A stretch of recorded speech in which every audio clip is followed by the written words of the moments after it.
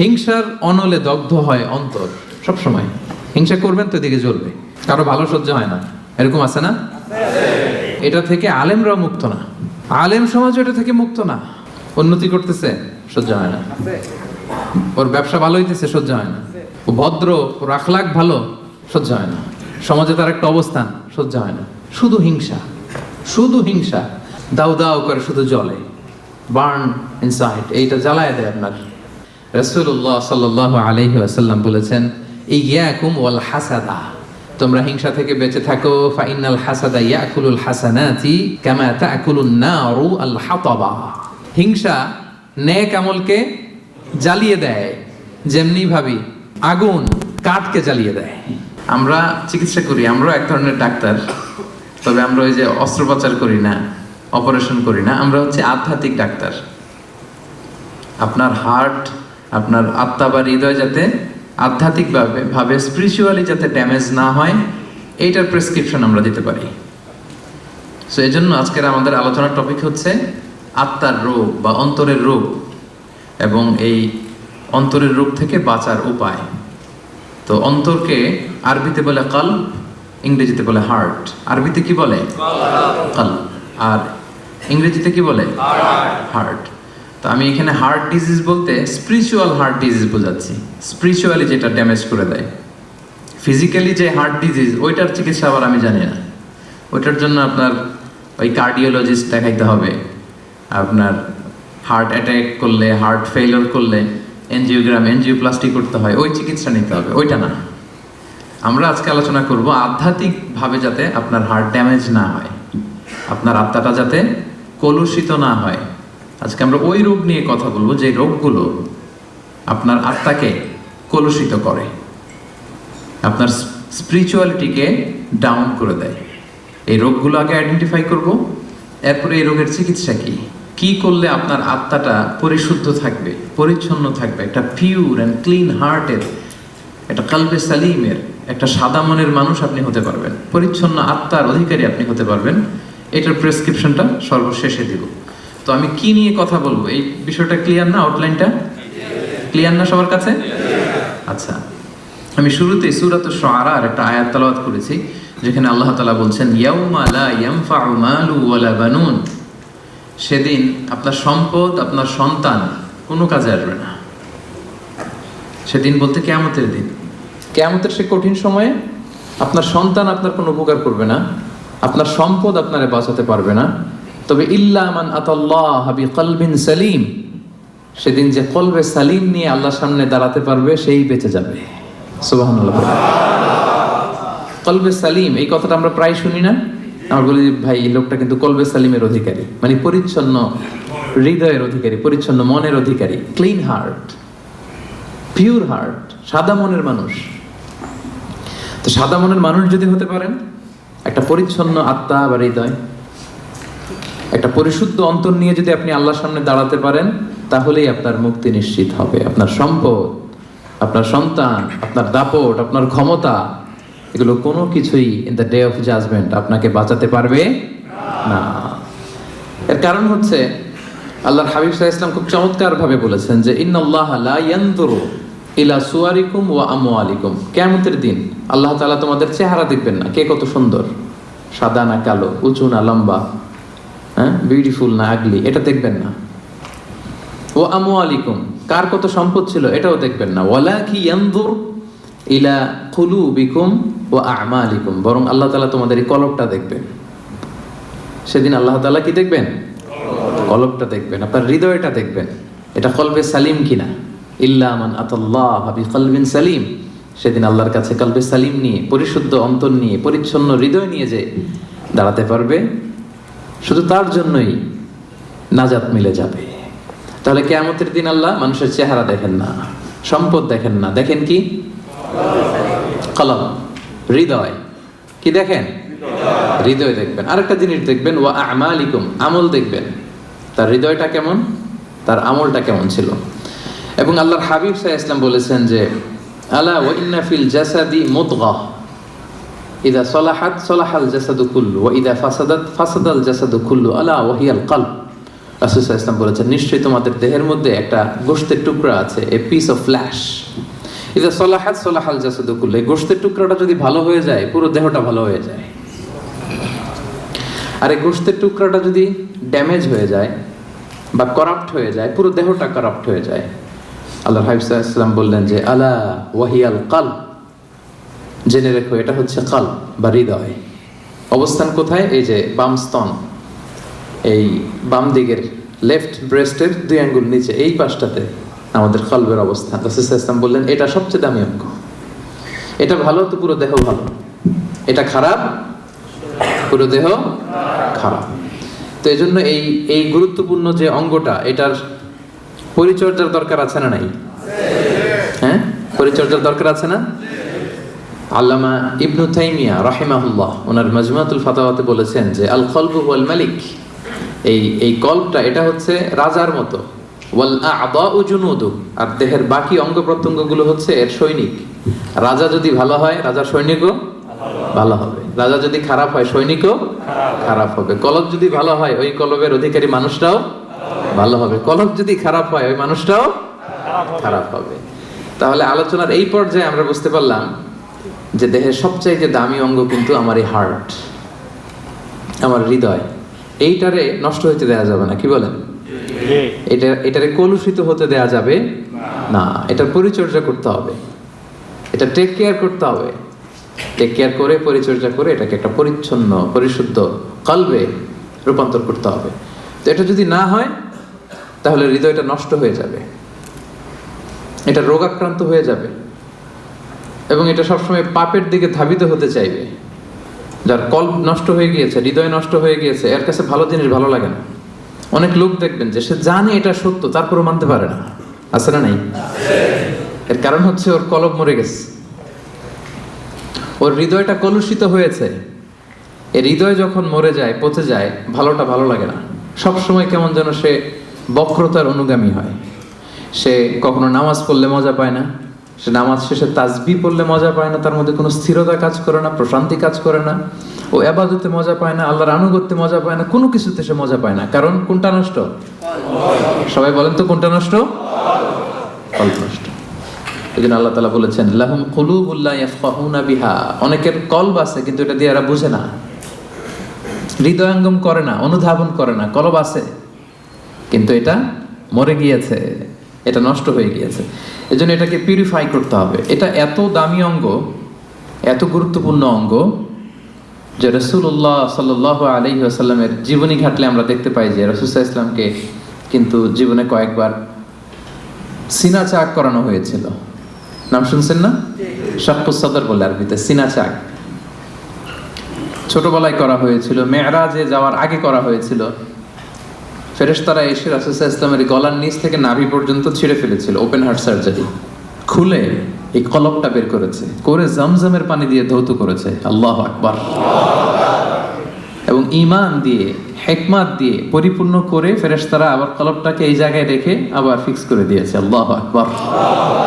দেখেন এটা যে দামি অঙ্গ, প্রমাণ পাচ্ছেন তো? খোদ রাসূলুল্লাহ সাল্লাল্লাহু আলাইহি ওয়াসাল্লামের আত্মাটা, এই কলবটা যেন পরিচ্ছন্ন থাকে, পরিশুদ্ধ থাকে, কলবে সালিম যাতে থাকে। যেহেতু গোটা উম্মার গুরুদায়িত্ব তিনি পালন করবেন, 2 বার ওপেন হার্ট সার্জারি করে কলব বের করে জমজমের পানি দিয়ে ধৌত করে আবার ফিক্স করা হয়েছে। তো এখন কি মনে হয়, এটা অঙ্গটা দামি নাকি দামি না? কম দামি না বেশি দামি? ক্লিয়ার না? একেবারে একেবারে ক্লিয়ার। আচ্ছা, লেটস মুভ অন। তাহলে এই যে দামি অঙ্গটা, এটার পরিচর্যা আমাদের করতে হবে যদি কলবে সালিমের অধিকারী আমাদের হতে হয়। কিন্তু কিছু রোগ আছে, যে রোগগুলো আমার এই দামি অঙ্গটারে ড্যামেজ করে দেয়, কলুষিত করে, নোংরা করে দেয়, ডাউন করে দেয়। আস্তে আস্তে এটা আর জীবিত থাকে না, এটা মৃত অন্তর হয়ে যায়। কিছু ভালো লাগে না এদের। দেখতে কিন্তু সুস্থ, দেখতে কি একেবারে সুস্থ, কিন্তু ইসলামের কথা বললেই গায়ে জ্বালা আছে না নাই? পাবেন। ইসলাম সহ্য করতে পারে না, কোরআন সহ্য করতে পারে না, দাড়ি সহ্য করতে পারে না, ইসলামের শিআরগুলো সহ্য করতে পারে না। কারণ লাহুম কুলুবুল লা ইয়াফকাহুনা বিহা, আল্লাহ বলেন ওদের কলব আছে কিন্তু মরে গেছে, ফলে এটা দিয়ে তারা সত্যকে বোঝে না। তো আমরা এখন আইডেন্টিফাই করব কি কি রোগ। আগে তো রোগ চিনতে হবে নাকি? হ্যাঁ, রোগ চেনার পরে এরপরে চিকিৎসা। তো আত্মার রোগগুলো কি কি, কোন কোন জিনিস আছে যা আমাদের এই দামি অঙ্গটাকে নষ্ট করে দেয়, ড্যামেজ করে দেয়, কলুষিত করে দেয়? রোগগুলো আইডেন্টিফাই করব, এরপরে আমরা প্রেসক্রিপশনে যাব ইনশাআল্লাহ। তো অনেকগুলো রোগ আছে যেগুলো আপনার এই আত্মাকে কলুষিত করবে। সবগুলো আজকের এই আলোচনায় বলা সম্ভব হবে না, আমরা অল্প কয়েকটা বলবো। 5টি রোগের কথা আমি উল্লেখ করবো ইনশাআল্লাহ। এরপরে আমরা এটার সলিউশনে যাব, চিকিৎসায় যাব। যে সমস্ত জিনিস আমাদের অন্তরকে কলুষিত করে, আমাদের হৃদয়কে অপরিচ্ছন্ন করে দেয়, নষ্ট করে দেয়, তন্মধ্য থেকে অন্যতম একটা রোগের নাম হচ্ছে নিফাক। আরবিতে বলে নিফাক, বাংলায় বলে কপটতা। বাংলায় কি বলে? কপটতা। আমরা বলি না যে তুই একটা মুনাফিক, এরকম বলি না? কথায় কাজে মিল না থাকলে বলি না? যার মধ্যে এই ধরনের অ্যাটিটিউড আছে, এই অ্যাটিটিউডটাকে বলা হয় নিফাক, হিপোক্রেসি। আরবিতে বলে ইউযহিরু খিলাফা মা ইউবতিন, ভিতরে আছে একটা, প্রকাশ করে আরেকটা। ভিতরে এক, বাইরে আরেক, তার নাম মুনাফিক। ভিতরে এক, বাইরে আরেক, তার নাম মুনাফিক। এই মুনাফিকের গুণাবলী যাদের মধ্যে আছে, তাদের এই হার্টটা এটা কলুষিত, এটার কলবে সালিম থাকে না। যে কলবে সালিম ছাড়া মুক্তি পাওয়া যাবে না। তাহলে প্রথম রোগ আমরা চিনে ফেলছি। রোগটার নাম কি? বাংলায় যদি বলি কপটতা বলেন। বাংলায় কি? নিফাকি, কপটতা। এটা যাদের মধ্যে কাজ করে তারা দুই চেহারার লোক হয়, কমসে কম টু ফেসড পার্সোনালিটি, দুই চেহারা। এদিকেও আছে, ওদিকেও আছে। এদিকে যে বলে আমি আপনার সাথে আছি, আপনি খুব ভালো, বুঝছেন? আবার এই পাশে যে বলে না না, আরে উনি তো খুব বাজে একটা লোক, এর মতো লোক হয় নাকি? আপনি সবচেয়ে ভালো, আমি আপনার একেবারে ক্লোজ ফ্রেন্ড। তাহলে এদিকে এক চেহারা, ওইদিকে আরেক চেহারা, এরকম দুই চেহারার লোক আছে না নাই? এই যে চিনে ফেলছেন আপনারা, চিনে ফেলছেন না? সহজ হয়ে গেল ব্যাপারটা, কি বলেন? এত কমপ্লেক্স না করে সহজ করে দিলাম যে টু ফেসড পার্সোনালিটি, দুই চেহারার লোক, এদিকেও আছে ওদিকেও আছে। এর যে বলে আমি আপনার দলে, ওদিকে বলে আপনার দলে। ডবল স্ট্যান্ডার্ড মেনটেন করে, যেদিকে বৃষ্টি ওদিকে ছাতা, এদিকেও থাকতে চায় ওদিকেও থাকতে চায়। এবং রাসূলুল্লাহ সাল্লাল্লাহু আলাইহি সাল্লামের সময়কালে মুনাফিকদের একই চরিত্র ছিল। আল্লাহ তাআলা বলছেন ওয়া ইযা লাকুল্লাযীনা ক্বালু আমান্না, ওই মুনাফিকটা যখন মুমিনদের সাথে মিশতো বলতো আমরা ঈমান এনেছি। ওয়া ইযা খালাউ ইলা শায়াতিনহিম ক্বালু ইন্না মাআকুম, আবার কাফিরদের সাথে, ওদের শয়তানদের সাথে যখন মিলিত হতো বলে না না, ওদের সাথে না, আমরা তো আপনাদের দলের লোক, আমরা আপনাদের সাথে আছি। তাহলে এদিকে বলে আপনাদের লগে, ওদিকে বলে আপনাদের সাথে। তো এটাই হচ্ছে মুনাফিকদের প্রাইম ক্যারেক্টারিস্টিক্স। আল্লাহ তাআলা ওদের নাম দিয়েছেন মুযাবযাবিন, লা ইলাহা উলা ওয়ালা ইলাহা উলা, অর্থাৎ দে আর ইন ডাইলেমা। তারা দ্বিধাদ্বন্দ্বে থাকে। দুই নৌকায় পাড়া দিলে যে অবস্থা হয়, আপনারা বাংলাদেশে কখনো দুই নৌকা একসাথে পাড়া দিচ্ছেন নাকি? মানে ডান পা এক নৌকায়, আরেক বাম পা হচ্ছে আরেক নৌকায়। হ্যাঁ, দেন নাই? আরে দেন নাই বলতে এক নৌকা থেকে আরেক নৌকা যখন শিফট হইতে গেছেন তো লাভ দিছেন। খুব চালাক মানুষ, দেখছেন তো? কেউ যদি দুই পা দুই নৌকায় রাখে, থাকা যায় না কিন্তু বেশিক্ষণ, কি বলেন? হয় ওইটাতে চলে যেতে হবে, তাহলে এটাতে আবার ফিরে আসতে হবে, কিন্তু বেশিক্ষণ থাকা যাবে? আল্লাহ বলতেছে ওরা এরকম মুযাবযাবিন, নেহি এদার নেহি ওদার, তার মিয়ান মে সদর বদর, ডানেও না বায়েও না, কই যাবে জানেও না। তো এইটারই বলে নিফাকি। এক চরিত্রের লোক হইতে হবে ভাইরা, এদিকে এদিকে একবার ওদিকে একবার, এরকম করা যাবে না। তো খুব সহজ ভাবে যদি আমি বলি যে মুমিনদের দৃষ্টান্ত হচ্ছে মৌমাছির মতো, আর এই মুনাফিকদের দৃষ্টান্ত হচ্ছে মাছির মতো। আই রিপিট, মুমিনদের দৃষ্টান্ত কিসের মতো? আর মুনাফিকদের দৃষ্টান্ত মাছির মতো। মৌমাছি কিন্তু সব জায়গায় বসে না। মৌমাছি সুন্দর সুন্দর জায়গায় বসে, ফুলের উপর যেয়ে বসে, সুঘ্রাণ আছে যেখানে, হ্যাঁ ওখানে যেয়ে বসে, ফ্লাওয়ার নেকটার যেগুলো পুষ্পরস টেনে নিয়ে আসে ওদিকে বসবে। মাছি শুধু ভালো জায়গায় বসে না, সে ফুলের উপর বসে, সে খাবারের উপর বসে, টয়লেটের দরজা খোলা থাকলে ওদিক যেও বসে, ঠিক কিনা? টয়লেটের ভিতরে যায়, ময়লার উপরে যেও বসে। তো মুনাফিকদের দৃষ্টান্ত এরকম, এরা সব জায়গায়, এরা ভালো খারাপ বাছ বিচার করতে জানে না। কিন্তু বিশ্বাসীরা কি সব জায়গায় যায়? কথা বলেন না। তারাই যে এরকম সেপিয়া সিটি কনভেনশন সেন্টার, এই যে একটা দিনই হালাকা, কি মজা পাচ্ছি না আমরা? এই মুমিনরা এরকম পবিত্র জায়গায় আসে। তাহলে মুমিনদের দৃষ্টান্ত হচ্ছে তারা মৌমাছির মতো, আর মুনাফিকদের দৃষ্টান্ত হচ্ছে তারা মাছির মতো। আল্লাহ রাসূল সাল্লাল্লাহু আলাইহি ওয়াসাল্লাম ব্যাপারটাকে আরো সহজ করে দিয়েছেন আপনাদের জন্য, আরো ইজি। তিনি বলেছেন আয়াতুল মুনাফিকি সালাস, মুনাফিক চিনবা তিনটা জিনিস দেখে। রাসূল সাল্লাল্লাহু আলাইহি ওয়াসাল্লাম আরো সহজ করে দিচ্ছেন আইডেন্টিফাই করবার জন্য। আমরা তো এখন আল্ট্রাসাউন্ড, এমআরআই, এটা করে এরপরে রাসূল সাল্লাল্লাহু আলাইহি ওয়াসাল্লাম দেখেন বলে দিচ্ছে কিভাবে চিনবা তোমার মধ্যে নেফাকি আছে কিনা। তিনি বলেছেন মুনাফিকদের এক নম্বর বৈশিষ্ট্য হচ্ছে ইদা হাদ্দাসা কাযাবা, কথা বললেই মিথ্যা বলে। কথা বললে কি বলে? আচ্ছা, একটা পাওয়া গেল।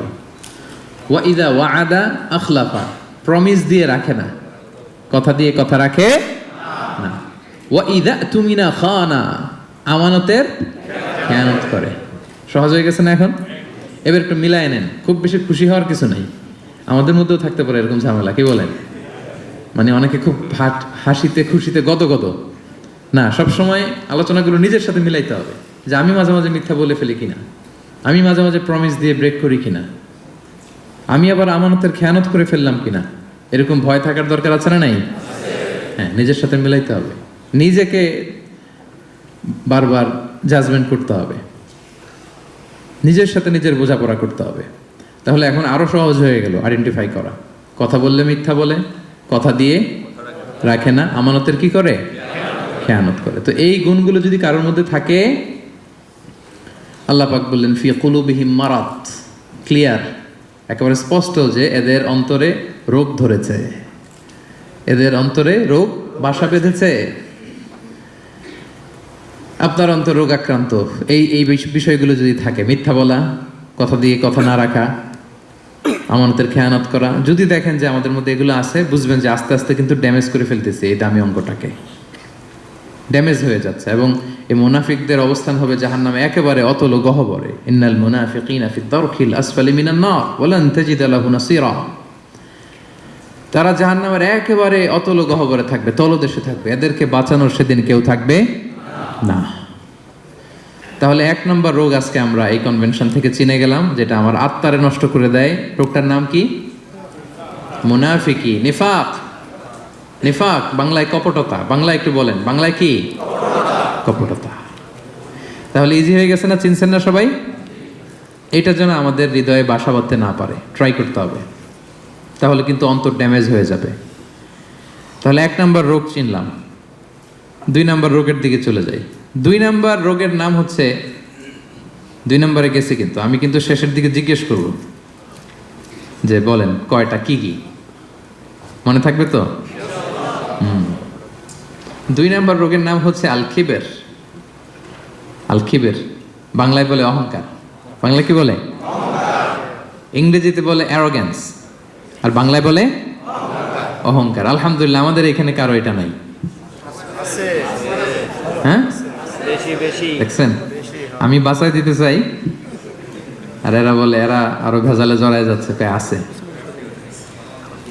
আল কিবের অহংকার, ইংরেজিতে অ্যারোগ্যান্স বলে, অথবা ইগো। অনেকে দেখবেন ইগোর চোটে কথাই বলতে পারে না। আমি কোন হনুরে বলে না এরকম? হ্যাঁ, আমি কোন হনুরে, এর পায়ে মাটিতে নামতে চায় না, এই কথাই বলতে চায় না। বুঝতে পারছেন?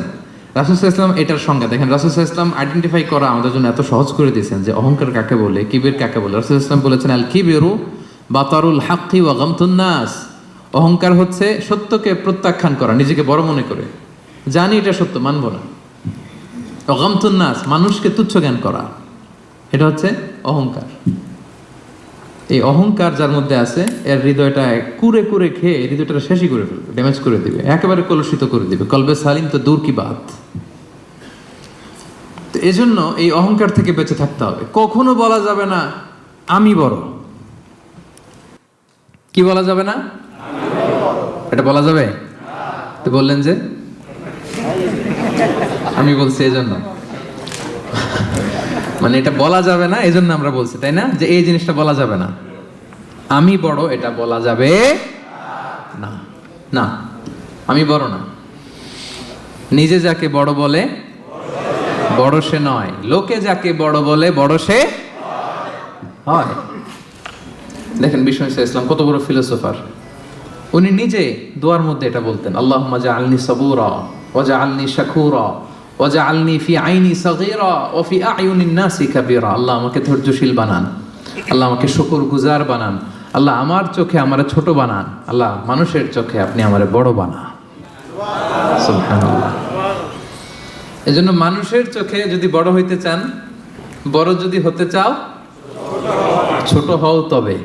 কি সুন্দর কথা আমরা ছোটবেলা শিখছি, অহংকার পতনের। দেখছেন এই যে খনার বচনগুলো, এগুলো কিন্তু এমনি এমনি না, অসাধারণ শিক্ষা কিন্তু আমাদেরকে দেয়া হয়েছে সে আদিকাল থেকে, আমরা মানি না আমরা। তাহলে 2 নাম্বার রোগ আমরা আরো সহজে চিনে যাচ্ছি, যে নিজেকে বড় বলে কখনো বলা যাবে না, নেভার। আমি বড় এটা বলছেন তো মরছেন, আমি বড় এটা বলা যাবে। আমি বড় এটা সর্বপ্রথম বলছিল হচ্ছে ইবলিস। কে বলছিল? ইবলিস। আল্লাহ বললেন সেজদা দাও, কি বললেন? সব ফেরেশতাদের বললেন সেজদা দাও, সবাই সেজদায় লুটিয়ে পড়লো। সেজদা দেয় নাই একজন, কে? ইবলিস। কেন দেয় নাই? আল্লাহ বললেন সেজদা দিলি না কেন? কয় আমি বড়। কি বলে? আমরা বলতে পারবো না এই কারণে, কারণ এটা বলছিল কে?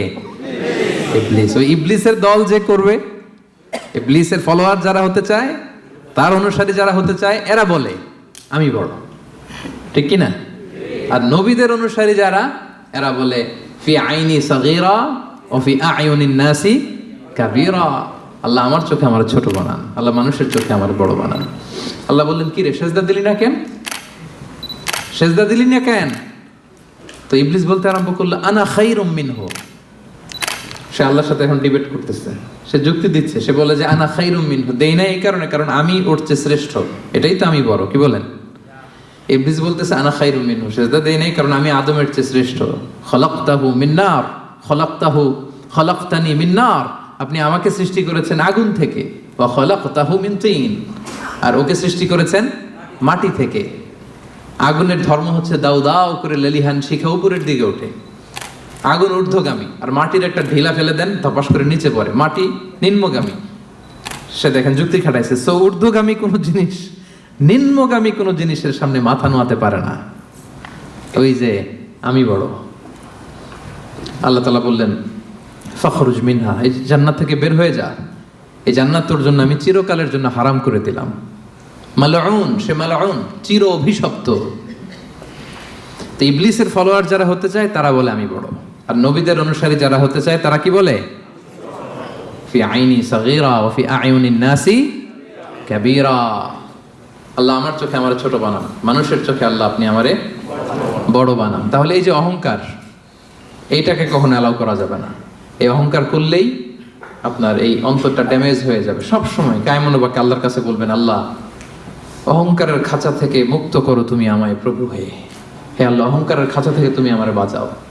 অহংকার যেন আমাকে ধরতে না পারে, আমাকে যেন স্পর্শ করতে না পারে। এই দোয়াটা করা যাবে না। আর অহংকার থেকে বাঁচার জন্য ওই হচ্ছে আগে সালাম দিবেন। আল বাদিউ বিস সালামি বারিউম মিনাল কিবর। রাসূল সাল্লাল্লাহু আলাইহি ওয়াসাল্লাম বলেছে যে আগে সালাম দেয় তার হৃদয় থেকে অহংকার তুলে নেয় কে? আল্লাহ। আদম আলাইহিস সালামকে সৃষ্টির পরে আল্লাহ বলেছেন সাল্লিম আলা উলাইকান নাফার, আদম সেজদা দাও, সালাম দাও। ওহুম নাফারুম মিনাল মালাইকাতি জুলুস, এরা ছিল ফেরেশতাদের মধ্যে থেকে বসা একটা দল। দেখেন আদম আলাইহিস সালামের অন্তরে যেন এই অ্যারোগ্যান্স, এই কিবের, অহংকার, ইগো যেন গ্রো করতে না পারে। সৃষ্টির পরে আল্লাহ আদমকে বলে নাই আদম আমার সেজদা দাও, আদম জিকির করো। বলেছিল কি আদম কি করো?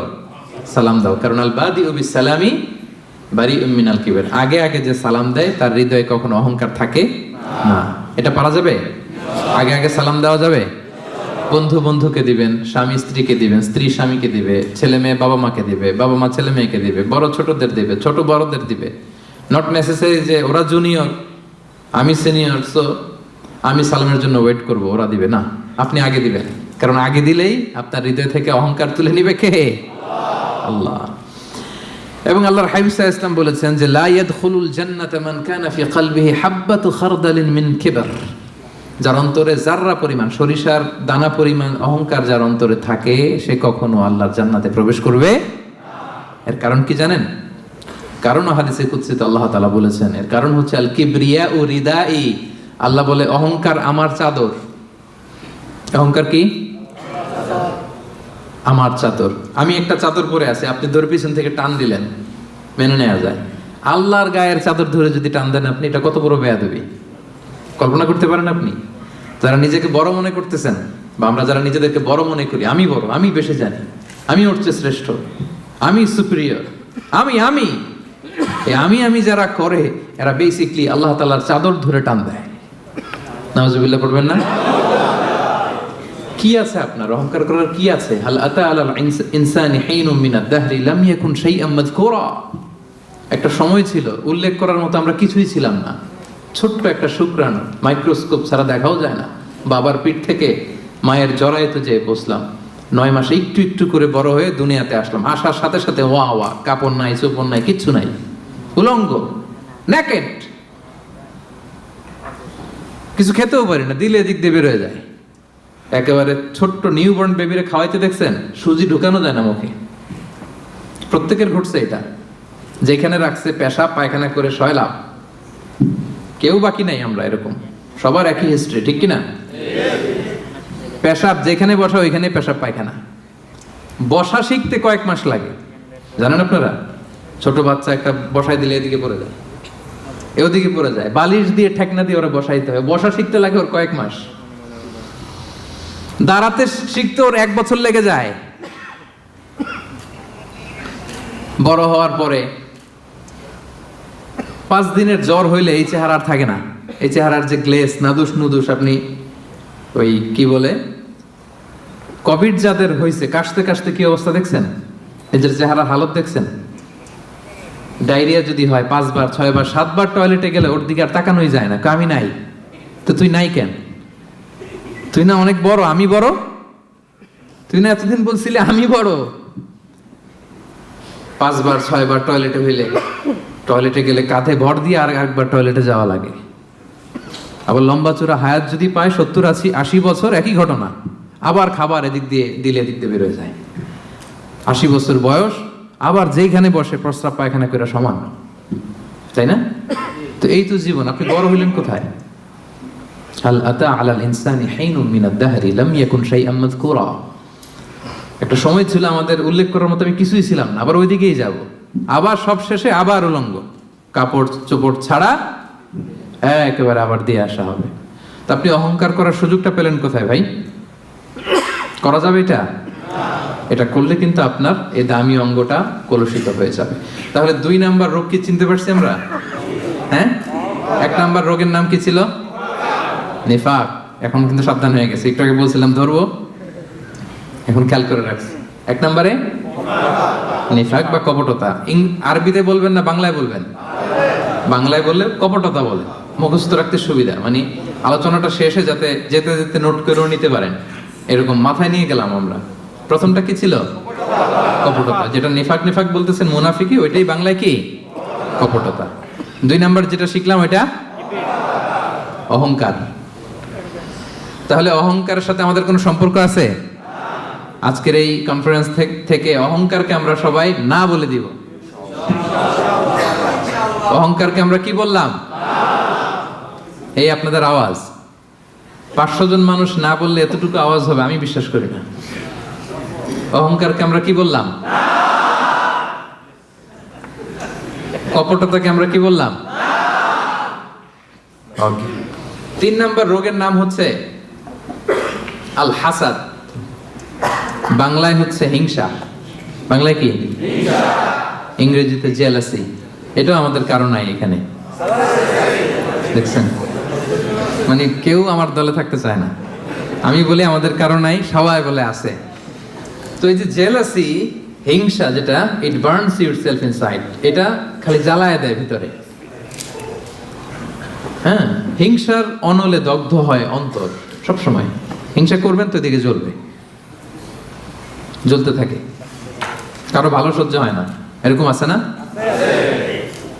উন্নতি করতেছে সহ্য হয় না, ওর ব্যবসা ভালো হইতেছে সহ্য হয় না, ও ভদ্র, ওর আখলাক ভালো, সহ্য হয় না। সমাজে তার একটা অবস্থান, সহ্য হয় না। শুধু হিংসা, শুধু হিংসা। এবং এটা থেকে আলেমরাও মুক্ত না। বলে আইয়াযু বিল্লাহ, আল্লাহ তুমি হেফাজত করো। আলেম সমাজ এটা থেকে মুক্ত না। হিংসা দাউ দাউ করে শুধু জ্বলে, বার্ন ইনসাইড, এইটা জ্বালায় দেয় আপনার। এটা কলবে সালিম তো দূর পরে, এটা তো জ্বলেই গেছে।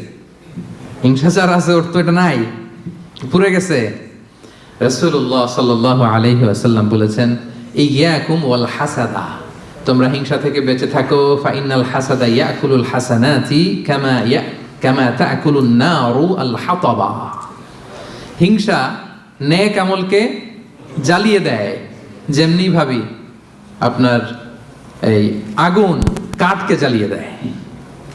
হিংসা আপনার নেক কাজকে, নেক আমলকে তেমনি জ্বালিয়ে দেয় যেমনি আগুন লাকড়ি জ্বালিয়ে দেয়, কাঠ জ্বালিয়ে দেয়। এবং রাসূলুল্লাহ সাল্লাল্লাহু আলাইহি সাল্লাম বলেছেন, ওয়ালা তাবাগাদু ওয়ালা তাহাসাদু, হে আমার উম্মতরা, একে অপরকে হিংসা করো না, হিংসা করো না। হিংসা কিন্তু বড্ড মারাত্মক। হিংসার চোখ, হিংসার চাহনি, এটা বড্ড ভয়ঙ্কর। এবং কোরআন আমাদেরকে শিখিয়েছে যে আমরা যেন সবসময় হিংসুকের এই হিংসুটে চক্ষু থেকে আল্লাহর কাছে পানা চাই। আমরা কিন্তু সূরা ফালাকে পড়ি যে অমিন শাররি হাসিদিন ইযা হাসাদ, এর অর্থ জানেন? যে আল্লাহ হিংসুকের হিংসা থেকে তুমি আমাদেরকে বাঁচাও। কিন্তু দুঃখজনক হলেও সত্য, আমরা আমাদের জীবনের একটা লম্বা সময় হিংসা করতে করতে পার করে দিই। কি করতে করতে? হিংসা। আল্লাহর দেয়া আমাদের জন্য সবচাইতে বড় নেয়ামত হচ্ছে সময়। সবচেয়ে বড় নেয়ামত কি? এই দামি সময়টা অন্যের পিছনে হিংসা করতে করতেই আমরা পার করে দিই। এবার একটা লজিক্যাল কথা বলি, খেয়াল করে শুনবেন। কান দুটো খরগোশের কানের মতো খাড়া করে আমার দিকে শুনেন। হিংসা করলে লাভ না লস?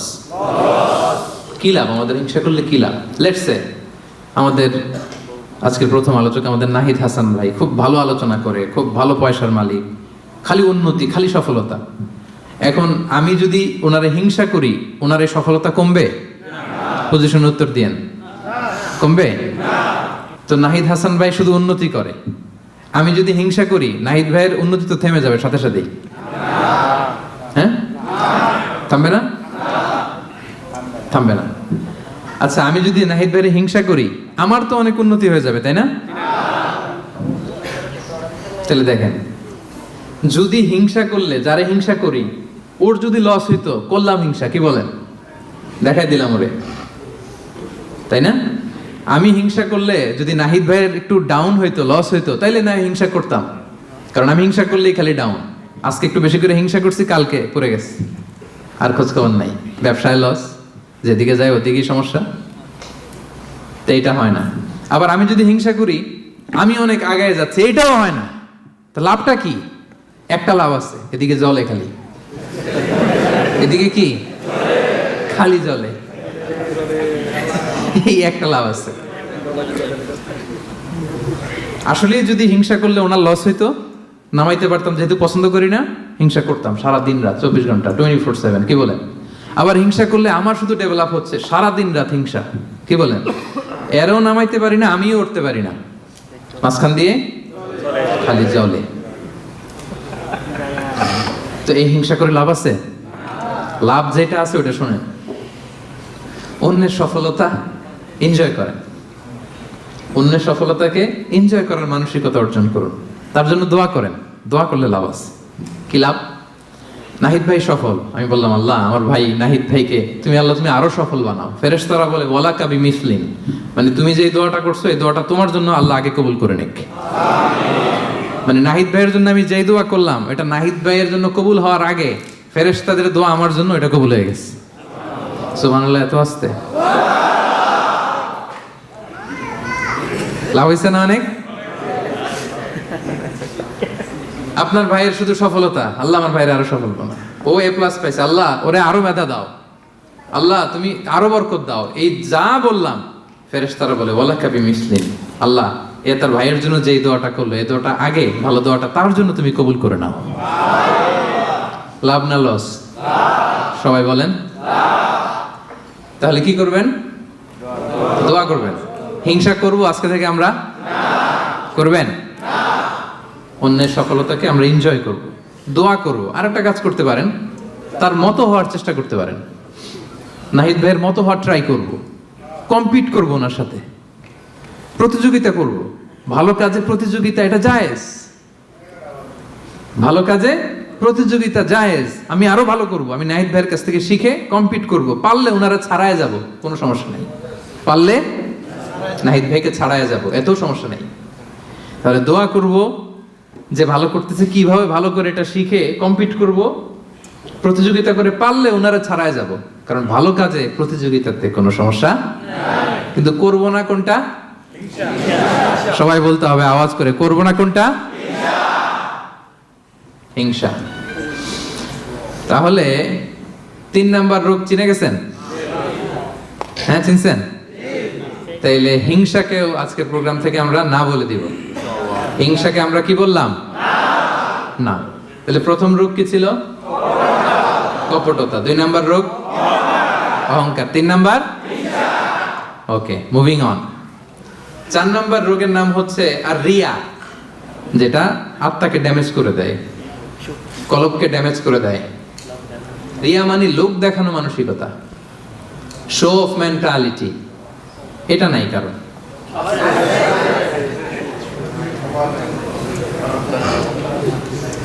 এটাও আছে। তো এই যে শো অফ মেন্টালিটি, প্রিয় ভাইরা, সম্মানিত ভাইরা, খেয়াল করে শুনেন, আর বেশি সময় নেবেন, অল্প কয়েক মিনিট। সব সময় এদিকে তাকায় থাকে, তাইলে বুঝতে পারবেন, রিসিভ করতে পারবেন। এই শো অফ করার মেন্টালিটি, এটা বড্ড ভয়ঙ্কর। লৌকিকতা, লোক দেখানো মানসিকতা, এবং সোশ্যাল মিডিয়ার কারণে এই ব্যাপারটা আরো ভয়ঙ্কর হয়ে গিয়েছে। নানা কারণে ভালো কাজগুলো শেয়ার করতে হয়, বিভিন্ন ইভেন্ট শেয়ার করতে হয়, কিন্তু জায়গাটা বড্ড পিচ্ছিল। যদি আল্লাহকে দেখাতে না চেয়ে মানুষকে দেখাতে চাওয়া হয়, ওটা আল্লাহ কবুল করে না। এটা ভয়ঙ্কর। সুনান ইবনে মাজার হাদিস, সাহাবারা দাজ্জালকে নিয়ে ভয় পাচ্ছিলেন, দাজ্জালের আলোচনা করতেছিলেন। রাসূল সাল্লাল্লাহু আলাইহি ওয়াসাল্লাম আসলেন, এসে বললেন, আমি কি তোমাদেরকে দাজ্জালের চাইতে বড় একটা ফিতনার কথা বলবো না? সাহাবারা বললেন, বলা ইয়া রাসূলুল্লাহ, বলেন। আল্লাহ রাসূল সাল্লাল্লাহু আলাইহি ওয়াসাল্লাম বললেন, সেটার নাম হচ্ছে আশ-শিরক আল-খাফি, গোপন শিরক, মানে রিয়া। লোক দেখানো মানসিকতাকে রাসূলুল্লাহ সাল্লাল্লাহু আলাইহি ওয়াসাল্লাম বলেছেন গোপন শিরক। কারণ আমরা ভালো কাজ যাই করি, দেখাবো একজনকে, আওয়াজ করে বলতে হবে তিনি কে?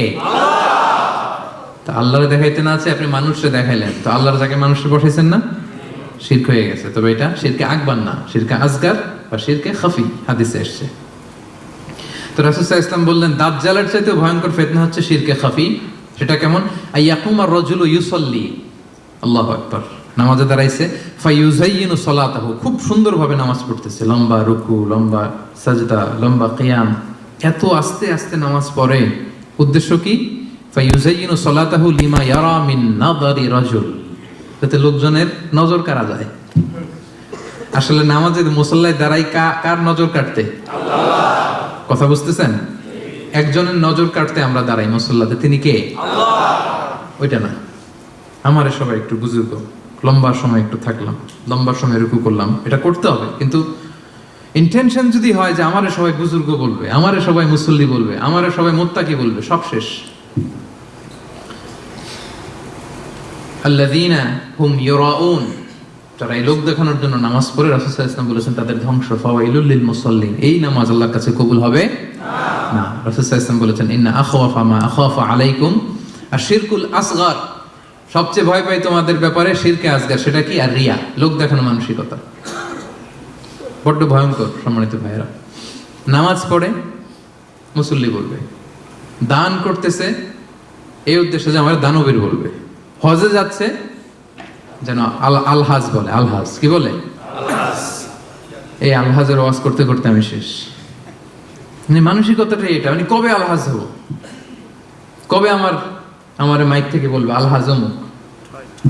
লিখে নেন, এই হজ কবুল হয় নাই, লিখে দিব আমি, কারণ আপনি তো আল্লাহ সন্তোষের জন্য করেন নাই। একটা গল্প শুনেছি এরকম, পুরান ঢাকার এক লোক, ওই হজের ফরজ তাওয়াফটা যেদিন 10 জিলহজ, 4টা চক্কর দিয়ে খুব ক্লান্ত হয়ে গেছে, তো মেয়ে ফোন দিছে, কয় মা একটু পরে কথা কইতেছি, আর মাত্র 3টা দিয়ে মাগার আলহাজ হয়ে যেতেছি, আর মাত্র 3টা বাকি, 3টা দিলে আলহাজ হয়ে যাবো আমি। মানে বলতেছে, মা তুই এখন ফোন দিস না আমারে, একটু অপেক্ষা কর, আর 3টা দিলেই আলহাজ হয়ে গেলাম। তো উনি আলহাজ হয়ে গেছে, 4 তাওয়াফ দিয়ে রেস্ট নিয়ে বলছে আর একটু পরে ফোন দে, আর 3টা দিলে কি এই যে আলহাজ। আরেকটা গল্প শুনেছি এরকম, হজ করে এসে এলাকার দোকানে বাকি খায়, তো যে বলতেছে এই বাকি খাতাটা বের করতো, টালি খাতাটা বের করছে, তো দোকানদার বেচারা মহা খুশি, ভাবছে মনে হজ করে আসছে আর এই দেনা পাওনা ঋণ টিন মনে হয় আর রাখতে চায় না। তো সে বলছে কলম নাই তোর দোকানে? কাজ। তো টালি খাতা নিয়ে ওর নাম ধরেন যে সদরুদ্দিন, তো সদরুদ্দিনের আগে বানান করে লিখতেছে আলহাজ। আলহাজ লেখে টালি খাতা দিয়ে আবার চলে গেছে। দোকানদার বেচারা তো বেকু, কি ঘটনা কি? আমি বললাম হস্টেস করে আসছে আর দানা পাওনা ঋণ এই সেগুলো রাখতে চায় না, খালেস মনে হয়ে গেছে। তো ও দোকানের টালি খাতা বের করছে যে ওই জায়গায়ও যে আমার নামটা আছে ওইটা আলখাস থাকতে হবে, লিখে দিলাম, এই হজ কবুল হয় নাকি। আর রিয়া, লোক দেখানো মানসিকতা। এবং রাসূলুল্লাহ সাল্লাল্লাহু আলাইহি সাল্লাম একটা ভয়ঙ্কর হাদিস বলেছেন, এই হাদিসটা যতবার পড়ি থরথর করে আত্মাটা কাঁপে। কিয়ামতের দিন আল্লাহ তাআলা অনেক শহীদকে বলবেন তুমি জাহান্নামে যাও। সে বলবে আল্লাহ আমি জাহান্নামে যাব, আমি তো রক্ত দিয়েছি তোমার জন্য, লিইলাই কালিমাতিল্লাহ, আমার দেহের তাজা রক্ত দিয়ে আমি শহীদ হয়েছি, জানাজা ছাড়া আমার দাফন হয়েছে, আমি তো জান্নাতে যাব। আল্লাহ বলবে না, তুমি শহীদ হয়েছ এই কারণে যে লোকজন তোমাকে বীর বলবে, বীর বাহাদুর। তো দুনিয়াতে তো তোমারে বাহাদুর বলছে, তো তোমারে বিশাল যোদ্ধা ছিল, বাহাদুর ছিল, এই খেতাব তো তুমি পেয়েছো, আমার কাছে কিচ্ছু নেই, জাহান্নামে যাও, go to the hell fire. অনেক দানশীলকে আল্লাহ বলবে জাহান্নামে যাও। সে বলবে আল্লাহ আমি জাহান্নামে যাব, আমি তো মসজিদ, মাদ্রাসা, এতিমখানা,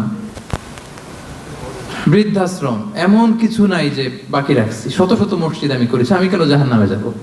আল্লাহ বলবে না, তুমি দান করেছিলে এই জন্য যে লোকজন তোমার দানশীল বলবে, দানবীর বলবে, আদেম তাই বলবে, ওটা তো তোমাকে বলা হয়েছে, জাহান্নামে যাও, আমার কাছে কি চাও, go to the hell fire. সেদিন আল্লাহ তাআলা অনেক আলেমকে ডাকবেন, অনেক দাঈদেরকে ডাকবেন, অনেক দুআত ইলাল্লাহদের তিনি ডাকবেন। Because of Allah, we are ready. Because of Allah, we are ready. Because of Allah, we are ready. সেদিন অনেক দুআত ইলাল্লাহদেরকে ডেকে আল্লাহ বলবেন যে তুমিও জাহান্নামে যাবে। সে বলবে আল্লাহ কেন? আমি মানুষকে কোরআন শিখিয়েছি, আমি মানুষকে হাদিস শিখিয়েছি,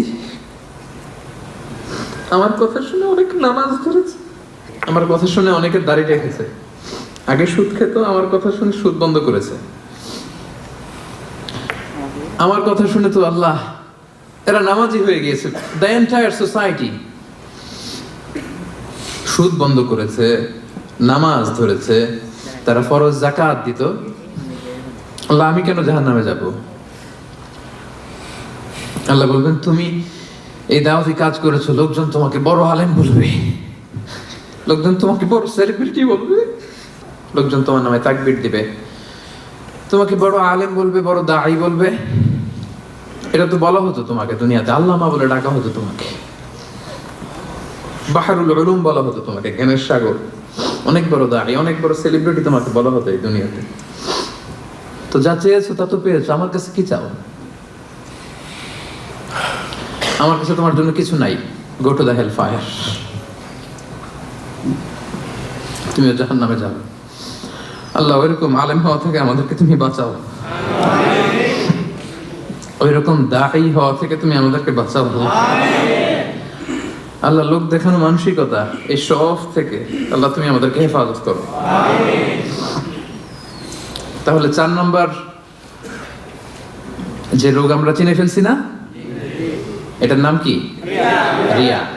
নামাজ পড়তেছি, মানুষ আমার এই বড় মুসল্লি বলে, হজ করে আসছি যেন আমার নামের আগে আলহাজ লাগায়,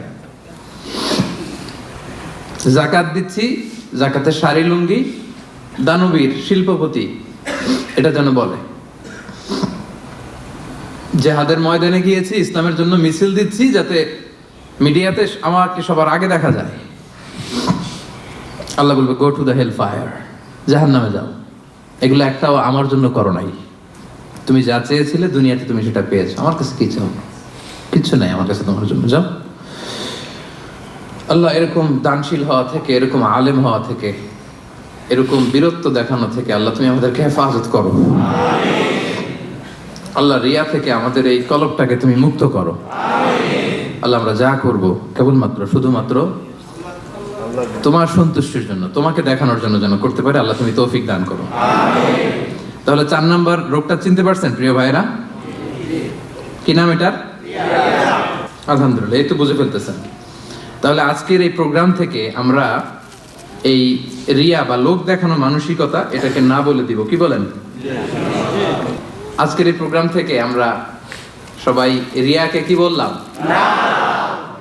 তাহলে প্রথম রোগের নাম ছিল কি ছিল? কপটতা। দ্বিতীয় রোগের নাম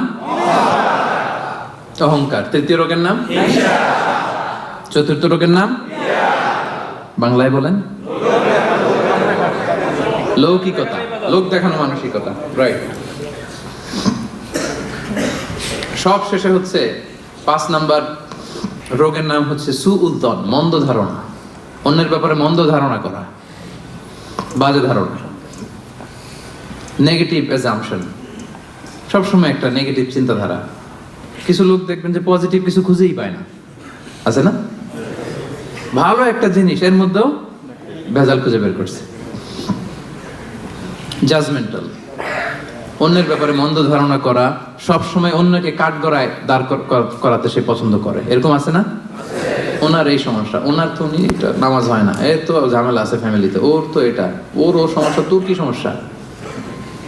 ওর সমস্যা যে বুঝলি, তোর কি সমস্যা বল? এরকম আছে না? নিজের দোষের কোনো খবর নাই, শুধু অন্যের দোষ, শুধু অন্যের দোষ, শুধু নেগেটিভ। প্রিয় ভাইরা, এই নেগেটিভিটি থেকে বেরিয়ে আসতে হবে আমাদের। অন্যের দোষ খোঁজা যাবে না, নিজের দোষ খুঁজতে হবে। নিজেকে কাঠগড়ায় দাঁড় করান, একটু নিজে কি কি ভুল করলাম, নিজে কি কি অন্যায় করলাম, এটা একটু বের করবার চেষ্টা করেন। নিজেকে কাঠগড়ায় দাঁড় করান। আমরা এই ভুলটা করে ফেলি, আমরা নিজেকে কাঠগড়ায় দাঁড় না করিয়ে কি করি? হ্যাঁ, কি সুন্দর, হি ইজ দ্য জাজ, সে জাজ করবে। সে জাজের চেয়ারে বসছে, তার দায়িত্ব দেওয়া হয়েছে, এবার সে এই তোমার এই সমস্যা এটা ওইটা। তো জাজমেন্টাল হওয়া যাবে না, পজিটিভ চিন্তা ধারণা করতে হবে। দেখেন আল্লাহ তাআলা বলছেন ইয়া আইয়ুহাল্লাযীনা আমানু জিতানিবু কাসীরাম মিনায-যন্ন ইন্না বা'দায-যন্নি ইসম। ওহে বিশ্বাসীরা, বেশি বেশি ধারণা করা থেকে বেঁচে থাকো, কেননা ধারণাটা হচ্ছে পাপ। এই যে আপনি বাজে ধারণা করলেন, এটা পাপ। আর রাসূল সাল্লাল্লাহু আলাইহি ওয়াসাল্লাম বললেন ফাইন্নায-যন্না আকযাবুল হাদীস। এই ধারণা করাটা এটা হচ্ছে মিথ্যা কথা, অধিকাংশ ধারণা এটা মিথ্যা হয়। ওয়া ইন্নায-যন্না লা ইউগনি মিনাল হাক্কি শাইআ। ধারণা কখনো সত্যের বিকল্প হতে পারে না, কখনো বিকল্প হতে পারে না। এই জন্য আপনি বাজে ধারণা করবেন না। ধারণা করতে হলে সুধারণা করেন। ধারণা করতে হলে কি ধারণা করবেন? হঠাৎ দেখলেন যে ওদিকে আজান হইতেছে, বসে আছে, এই নামাজ পড়ে নাই, কোথায় নামাজ পড়েই না, ওর যে কি সমস্যা আছে আপনি জানেনই না। হতে পারে না যে কি রে নামাজ পড়লো না, সে হয়তো মুসাফির, সে তো জমা কসর করার অনুমোদিত ফ্লেক্সিবিলিটি তো শরীয়ত দিয়েছে, ঠিক কি না? বোন একটাকে দেখছেন নামাজ পড়ে নাই, ধারণা করেন যে বেনামাজি, এর বলতে নামাজ পড়ে না, এরকম বলে না? হয়তো মেনস্ট্রুয়েশনাল পিরিয়ড চলছে, তার পিরিয়ডের কারণে তো সে নামাজ পড়তে পারবে না। আপনার বন্ধুকে দেখলেন বোরকা পরা এক মহিলার সাথে যাচ্ছে, দিক দিয়ে একটা মেয়ের সাথে, ইয়াং বোরকা পরা, এই তো বাজে ধারণা শুরু, মামাই তো একেবারে কাজ করে ফেলাইছে। হ্যাঁ বলেন এরকম, মামাই তো একেবারে কাজ বানাই দিচ্ছে। আল্লাহু আকবার। এই যে আপনি ধারণা করলেন, আপনার গুনার পাল্লাটা ভারী করলেন। এই মেয়েটা তার আপন বোন হতে পারে কি পারে না? আসতে বললেন যে পারে কি পারে না? তার আপন ভাগ্নি হতে পারে কি পারে না? এই যে আপনি মন্দ ধারণা করছেন, মানে যাই দেখি আমরা খালি চোখে, এটা কিন্তু সব বাস্তবতা না। Something could be strange behind the scene, এর বিপরীতে এমন কিছু আছে ওটা আমি জানি না হিস্ট্রিটা, এজন্য আপনি সুধারণা করবেন। কি করবেন? সবসময় সুধারণা করবেন। এই মন্দ ধারণা, বাজে ধারণা, অনেকে এরকম কিছু দেখলেই, বিয়ে করার পরে একটা ঘড়ি হাতে দেখলেই কয় এটা বোধহয় যৌতুক দিছে বোধহয়। পুলিশ অফিসার একটা গাড়ি কিনছে বা ফ্ল্যাট কিনছে, এই তো ঘুষের টাকা দিয়ে বানায় ফেলছে। পুলিশ অফিসার মানেই কি সবাই ঘুষ খায়? হ্যাঁ, ঘুষ খায় একটা বড় সংখ্যক, কিন্তু এখনো অনেক সৎ পুলিশ অফিসার আমার দেশে আছে না নাই? আছে, এখনো আছে। So, আপনি মন্দ ধারণা করে গুনার পাল্লা ভারী করবেন না। তাহলে এই মন্দ ধারণাকেও আজকের প্রোগ্রাম থেকে আমরা কি বলে দিলাম? তাহলে 5টা রোগ চিনছেন না? 1 নম্বরে কপটতা, 2 নম্বরে অহংকার, 3 নম্বরে হিংসা, 4 নম্বরে লৌকিকতা, 5 নম্বরে মন্দ ধারণা করা। আচ্ছা ঠিক আছে, এই যে রোগ যে হয়েছে, রোগ নিয়ে বসে থাকা ভালো না, ট্রিটমেন্ট করতে হবে। আসেন চিকিৎসা শুরু করে দিই। 1 নম্বরে চিকিৎসা তাকওয়া আল্লাহ, আল্লাহর ভয় লাগবে। এখানে কি লাগবে? আল্লাহর ভয়।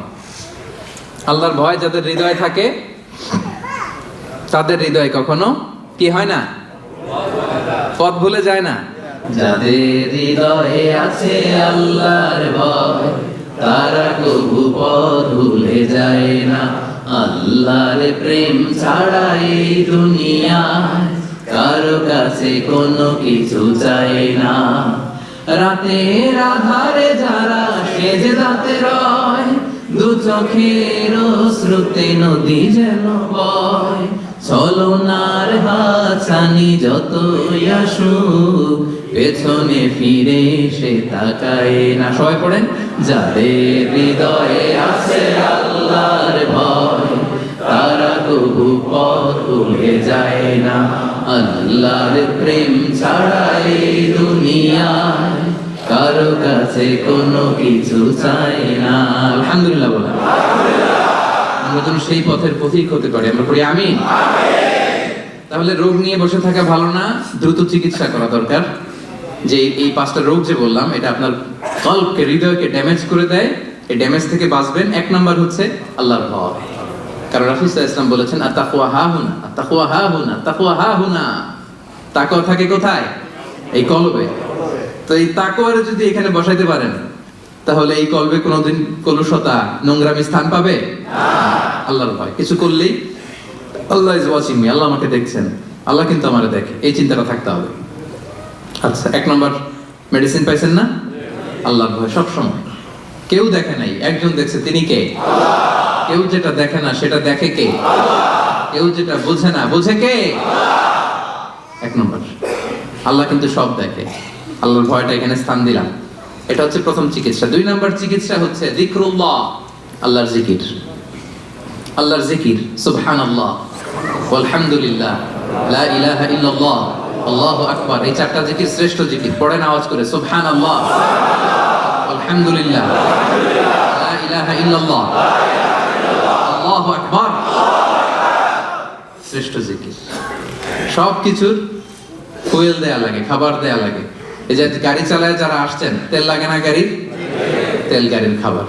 আজকে সকালে আমরা ব্রেকফাস্ট, লাঞ্চ করছি না? এগুলো আমাদের খাবার। তো এই যে হৃদয়টা, কলব, এটার একটা খাবার আছে না নাই? আল্লাহ পাক বলছেন, আলা বিযিকরিল্লাহি তাতমাইন্নুল কুলুব। আল্লাহ তাআলার জিকিরই হচ্ছে এই কলবের খাবার। পড়েন সুবহানাল্লাহ। আল্লাহর জিকির দিয়ে এই কলব প্রশান্ত হয়, আপনার আত্মাটা প্রশান্ত হবে। রাসূল সাল্লাল্লাহু আলাইহি ওয়াসাল্লাম বলেন, আশ-শাইতানু জাসিমুন আলা কলবি ইবনে আদম। শয়তান হাঁটু গেড়ে মানুষের কলবে খামচি মেরে বসে থাকে। ফাইদা যাকারাল্লাহ খানাসা। যখন মানুষ আল্লাহর জিকির করে, শয়তান দৌড়ে পালায়। ওয়াইদা গাফালা ওয়াসওয়াসা। আর গাফেল হলেই এসে আবার ওয়াসওয়াসা শুরু করে। তাহলে সব সময় আমরা জিকির করতে থাকবো। লা ইয়াজালু লিসানুকা রাতাবাম মিন যিকরিল্লাহ। আল্লাহ রাসূল সাল্লাল্লাহু আলাইহি ওয়াসাল্লাম বলেছেন, 1 মুহূর্তের জন্য যেন তোমার জিহ্বাটা আল্লাহর জিকির থেকে খালি না থাকে। এটা আল্লাহর জিকির দিয়ে জিহ্বাটাকে সিক্ত রাখো। তাহলে এই কলবের খোরাক হচ্ছে জিকির। কলবের খোরাক কি? কলবে কি বসাতে হবে? আল্লাহর জিকির। নাকি আয়না বসাইবেন? হ্যাঁ, আয়না বসাইয়া দেব না। কি বসাবো আমরা? কি বসাবো? 3 নাম্বার মেডিসিন হচ্ছে মুহাসাবাতুন নাফস, সেলফ অ্যাসেসমেন্ট, সেলফ ক্রিটিসিজম। নিজের সাথে নিজের বোঝাপড়া। নিজের সাথে নিজের এই বোঝাপড়া করলে কিন্তু আত্মা ঠিক থাকে। এক সাহাবী বলে, ইয়া রাসূলুল্লাহ, কোনটা পাপ কোনটা ভালো বুঝবো কেমনে? রাসূল বলে, ফতুয়া আমারে জিজ্ঞেস না করে তোমার কলবকে জিজ্ঞেস করো। ইস্তাফতি কালবাক, অন্তরকে জিজ্ঞেস করো, তোমার অন্তরে বলে দিবে কোনটা ভালো কোনটা খারাপ, ঠিক কি না? তো তাহলে এই সেলফ অ্যাসেসমেন্টটা করবেন। 4 number medicine, sincere advice, well wishing, সব সময় অন্যের জন্য ভালো কামনা করা। অন্যের জন্য কি কামনা করা? ভালো কামনা করা। শুভ কামনা করলে এই অন্তরে কখনো অহংকার, হিংসা এগুলো থাকবে না। আর দিন ওয়ান নাসিহা, দিন মানে শুভ কামনা। তাহলে আমরা অন্যের জন্য সবসময় শুভ কামনা করবো, পারা যাবে? 5 নাম্বার, এতিমের মাথায় হাত বুলিয়ে দিবেন। এক সাহাবী বলে, ইয়া রাসূলুল্লাহ, আমার চোখ দিয়ে পানি নামে না, আমার হৃদয় বড্ড শক্ত, কি করব? রাসূল সাল্লাল্লাহু আলাইহি ওয়াসাল্লাম বললেন, ইরহামিল ইয়াতীম, এতিমের প্রতি রহম করো। ওয়ামসা রাসা, এতিমের মাথায় হাত বুলিয়ে দাও। ওয়া আতইম মিন তাআমিক, তোমার খাবার থেকে ওরেও খাও। তালিনু কলবুক ওয়া তুদরাকু হাজাতুক, তোমার হৃদয় নরম হবে, তোমার ইচ্ছা পূরণ হবে। সুবহানাল্লাহ। দেখেন, যাদের কলব শক্ত নরম হয় না, এতিমখানায় যাবেন, ওদের সাথে একটু খাবেন, একসাথে লাঞ্চ করলেন, সবাই খাওয়ালেন, লাঞ্চ করলেন, এতিমের মাথায় হাত বুলাই দিলেন। এতিমদের সাথে বসলে খাইলে হৃদয় নরম করে দিবে কে? আল্লাহ। 6 নাম্বার, তওবা ইস্তেগফার করা। প্রতি মুহূর্তেই পড়া আস্তাগফিরুল্লাহ। কি পড়বেন? আস্তাগফিরুল্লাহ। কাল্লা বাল রানা আলা কুলুবিহিম মা কানু ইয়াকসিবুন, মানুষ যখন পাপ করে, রানা আলা কুলুবিহিম, ওর কলবের ভেতরে দাগ পড়ে যায়, মরিচা পড়ে। সুনানে তিরমিজিতে এসেছে যে কানা নুকতাতুন সাওদা ফি কলবি, একটা পাপ করছেন, একটা ব্ল্যাক ডট, আরেকটা পাপ, আরেকটা ব্ল্যাক ডট, আরেকটা পাপ, আরেকটা ব্ল্যাক ডট, পড়তে পড়তে পড়তে এই সুন্দর কলবটা কুচকুচে কালো হয়ে যায়। এরপর আর ভালো জিনিস ভালো লাগে না, সত্য মানতে মন চায় না। তো এই পাপ করার পরে যখনই সম্বিত ফিরে পাবেন, যখনই আপনি আল্লাহর কাছে ফিরে আসবেন, আপনি করবেন আস্তাগফিরুল্লাহ। কি করবেন? একবার আস্তাগফিরুল্লাহ, একটা ডট উঠে যাবে, আরেকবার আস্তাগফিরুল্লাহ, একটা ডট উঠে যাবে। করতে করতে পুরো হৃদয়টা পরিচ্ছন্ন হয়ে যাবে। তাহলে ভুল করলে আমরা ফিরে যাব কার কাছে? আর কি পড়বো? শেষ কথা বলি, সর্বশেষ মাধ্যম হচ্ছে দোয়া করা। সব কিছুর কারিশমা যেখানে শেষ, দোয়ার কারিশমা ঠিক সেখান থেকে শুরু। একটা দোয়া আছে কোরআনের দোয়া, রব্বানা লা তুজিগ কুলুবানা বা'দা ইদ হাদাইতানা ওয়া হাব লানা মিন লাদুনকা রাহমা ইন্নাকা আনতাল ওয়াহ্হাব। হে আমাদের রব, আমাদেরকে হেদায়েত দেওয়ার পরে আমাদের কলবটাকে আল্লাহ আপনি বক্র করে দিয়েন না, বক্রতার অনুগামী আপনি বানিয়েন না। আল্লাহ হেদায়েতের উপরে আমাদেরকে অটল রাখেন। এই দোয়াটা মুখস্থ আছে না? এটা করবেন। আম্মা জান উম্মে সালামা, প্রিয় নবী সাল্লাল্লাহু আলাইহি ওয়াসাল্লাম স্ত্রী, আমাদের আম্মা জান, ওনাকে এক সাহাবী যাই বলে, রাসূলুল্লাহ, হে আম্মা জান, আল্লাহ রাসূল সাল্লাল্লাহু আলাইহি ওয়াসাল্লাম যখন আপনার বাসায় থাকতো, কোন দোয়াটা সবচেয়ে বেশি পড়তো আমাদেরকে একটু বলেন, একটু বলেন না কোন দোয়াটা বেশি পড়তো? তিনি বললেন, আমার ঘরে রাসূলুল্লাহ সাল্লাল্লাহু আলাইহি ওয়াসাল্লাম যখন থাকতেন, তিনি সবচেয়ে বেশি এই দোয়াটা পড়তেন, ইয়া মুকাল্লিবাল কুলুব সাব্বিত কলবি আলা দীনিক, অর্থাৎ হে অন্তরের পরিবর্তনকারী, আমার অন্তরটাকে দ্বীনের উপরে আপনি সাবিত রাখেন, দ্বীনের উপরে আপনি সাবিত রাখেন। হে অন্তরের পরিবর্তনকারী, সাব্বিত কলবি আলা দীনিক, আমার কলবটা আপনার দ্বীনের সাথে, ইসলামের সাথে আপনি লাগিয়ে রাখেন। আওয়াজ করে পড়েন আমিন। উম্মে সালামা রাদিয়াল্লাহু তাআলা আনহার ঘরে যখন রাসূল সাল্লাল্লাহু আলাইহি ওয়াসাল্লাম থাকতেন, এই দোয়াটা সবচেয়ে বেশি পড়তেন। আমার সাথে সাথে আওয়াজ করে পড়েন, ইয়া মুকাল্লিবাল কুলুব সাব্বিত কলবি আলা দীনিক, ইয়া মুকাল্লিবাল কুলুব সাব্বিত কলবি আলা দীনিক। হে অন্তরের পরিবর্তনকারী, আমার অন্তরটাকে আপনার দ্বীনের উপর অটল রাখুন। আওয়াজ করে পড়েন আমিন। পারা যাবে না এই দোয়াটা পড়া? পারা যাবে? 5টা রোগ আমরা চিনতে পারছি, যে 5টা রোগ আমাদের হৃদয়কে ড্যামেজ করে দেয়, চেনা গেছে? এবং এই 5টা রোগ যখন আমাদের এই হৃদয়কে ড্যামেজ করে দিবে, এই ড্যামেজ হৃদয়কে আবার সতেজ করার জন্য কি কি প্রেসক্রিপশন লাগবে এটাও জানা হয়ে গেছে না?